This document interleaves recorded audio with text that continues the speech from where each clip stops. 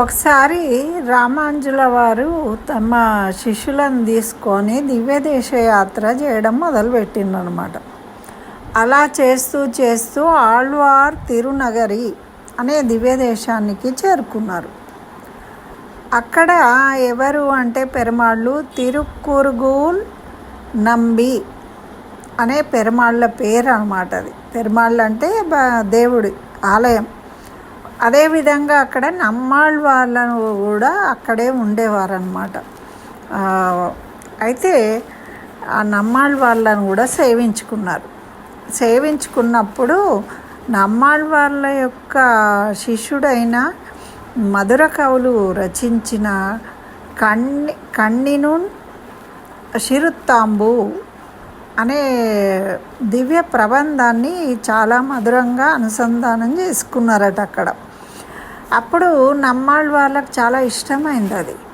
అందుకని ప్రసన్నులయ్యి ఏం చేసిందంటే అర్చకులు ఉంటారు కదా, ఆ అర్చకులను మీరు వెళ్ళి ఆ రామాంజులను ఆ అరుళప్పాడు సన్నిధిలోకి తీసుకురండి అంటే, మన గర్భగుడి ఉంటుంది కదా, లోపల పెరుమాళ్ళ విగ్రహం ఉండేదాన్ని అరుళప్పాడు అంటారు అన్నమాట.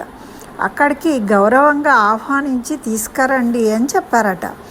అప్పుడు ఆళ్వార్లు చెప్పిన విధంగా రామానుజులు అక్కడికి తీసుకెళ్ళబడ్డారు. ఆ అర్చకులు తీసుకువెళ్ళిండ్రు.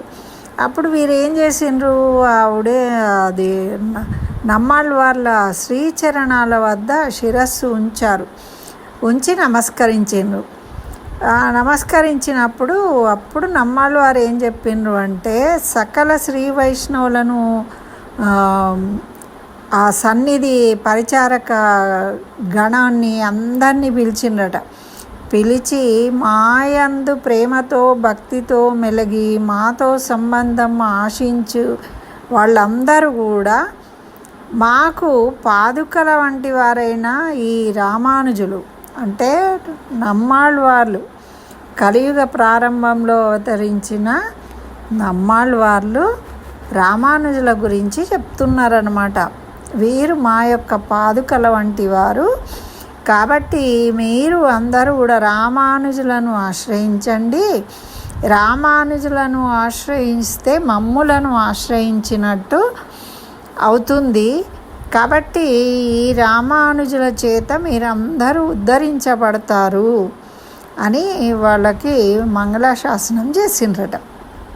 అప్పటి నుండి నమ్మాళ్ళ వాళ్ళు దాన్ని ఏమంటారు, మన గుళ్ళల్లో నెత్తి మీద పెట్టే శటకోపం ఉంటుంది కదా, వెండిది పాదుకలు, అది నమ్మాళ్ళ వాళ్ళ పాదుకలు అన్నమాట.